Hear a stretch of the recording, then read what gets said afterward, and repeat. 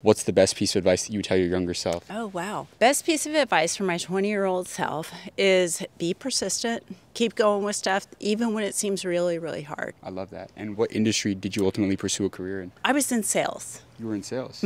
I guess I'll ask you, for someone who's going into sales in 2023 or they're in sales right now, what is the secret to sales? Or like, what do you think really separates people when they're in sales competing against other people? Persistence and just keeping going and being relentless. If something isn't working, reevaluate and be willing to change. Don't be stubborn about it, but also just power through, because sometimes it's just really hard. Right. And what type of sales were you in? Big commercial equipment.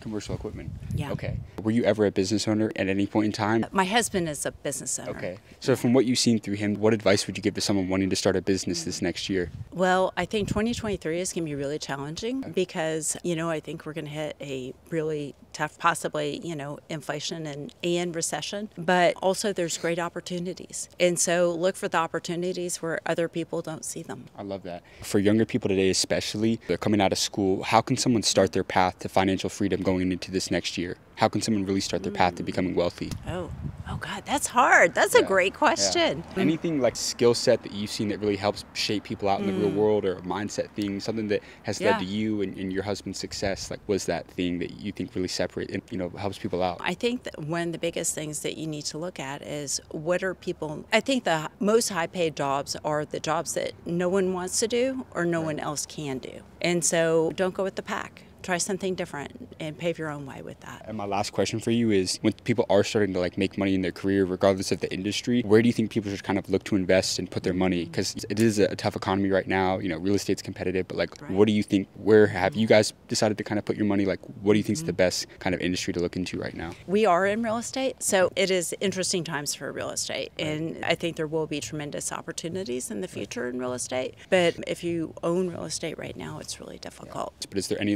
particular real estate investing advice that you may have? When's a good time to buy? How do you know whether it's a good investment for a property? Or I guess what kind of signs do you look for when you're deciding to kind of make an investment in that regard? I think with real estate, everything is a micro scale type of thing. Right. And so if you're really familiar with an industry or a class of real estate and you feel really comfortable with it and you know that area, that's what you should go with, rather than macro trends. Or everything in real estate is really very specific to one area. Absolutely. Thank you so much for your time. I really appreciate that.